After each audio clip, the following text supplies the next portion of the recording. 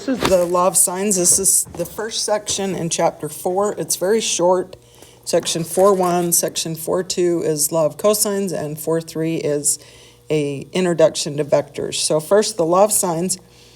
We're going to review the theorems from geometry, angle, angle, side, angle, to prove that triangles are congruent and how they apply to the law of signs.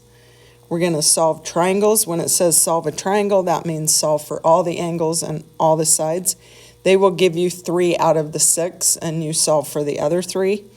And then we're going to solve triangles using the side-side angle, which doesn't prove triangles congruent, and so that's why it's called an ambiguous case, and we'll get to that in a minute. But we can have one triangle, no triangles, or 2 triangles. These 2 up here, they prove triangles congruent, so I only have one triangle.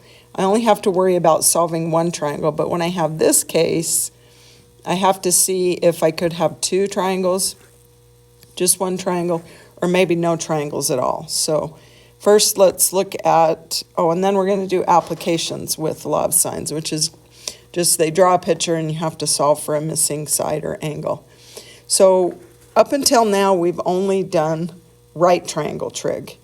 With the SOHCAHTOA, this has to have right triangles.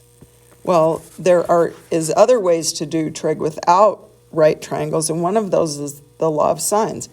But I'm going to take this right triangle, or this triangle ABC, and I'm going to put a height in it. So I have a right angle now. So now I want you to look at this angle, sine of A. The sine of A would be opposite over hypotenuse, wouldn't it? So it would be H over C.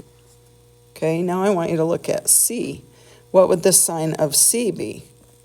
Opposite over hypotenuse again. That would be H over A. Okay, these both have an A in common, or an H in common. So I'm going to solve them both for H. And this would be C times sine of A.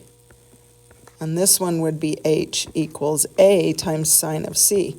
Now, also, I want to make sure that you remember when you draw a triangle, the angles are capital letters, and the sides, I don't have to say side BC, I can just say side A. It's a lowercase, and it's opposite A. This is side B, opposite B, and this is side C, opposite C. So when you see the lowercase, you know it's a side, and the uppercase is an angle. So let's go back to this. Because they both equal H, I can say C times sine of A equals A times sine of C. Now I'm going to manipulate this a little bit. I'm going to divide both sides by C, and I get sine of A equals A times sine of C over C. This is a little c. These canceled here. Now I'm going to divide both sides by A.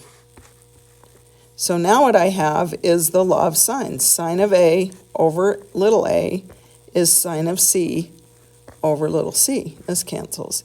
Now I could do this again with angle B. I could draw another height right here and do the same thing. So what do you think I would get if I did that with B and C? I would get sine of C over C equals sine of B over B. So this is the law of signs that I want you to write down in your books, okay? And notice capital letters for the angles, lowercase for the sides.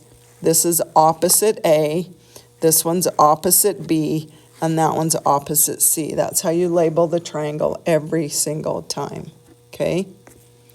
So now we're going to look at these theorems from geometry that we talked about. So angle, angle, side, we're going to use the law of signs, and I'll show you why. When I have an angle, and a side, I have an angle, and a side. You see that there's 2 angles in a row. Do you remember reading this in SM2? So using this, I could use law of signs because I have a full proportion here. And then I could use this angle to find this side, and then I'll tell you how we'll find that angle in a little bit. You probably already can see that. But so angle, angle, side, we use law of signs. Angle, side, angle, that looks like this. This is where the side is in between the angle. So I have it like this. And now I can still use law of signs with this. even though I don't have a full proportion, meaning like sine of A over A, that's what I mean by a full proportion, I can solve this angle and then I do have a full proportion. So I can use law of sines for that one too. There's two others, side angle side.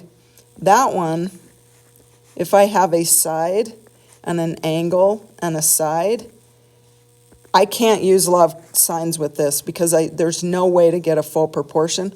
So this is where I'll use law of cosines, and we'll go over that in section 4 too. Okay, then the last one is side, side, side. And that's where I have all the sides but no angles. So I would have to use law of cosines here because I have to have angles to do law of sines. So these two we'll do next time, but we're going to talk about these two right now. So first I want you to write down solving triangles using the law of sines with angle, angle, side, or angle, side, angle. The first thing I want you to do is draw a picture of it. So I just draw a triangle. I don't draw it to scale, and label it however you want, A, B, and C, and then put in your angles. Remember, if this is side A, this would be, or angle A, that would be side A. And then solve for the missing angle first, always. Because if I have two angles, I can solve because the sum of the angles equals 180, and that's what I was talking about a second ago, okay? We can always solve for the third angle first, so do that first. Then we're going to use the law of sines to find the other two missing sides. Remember I said there's three angles and three sides.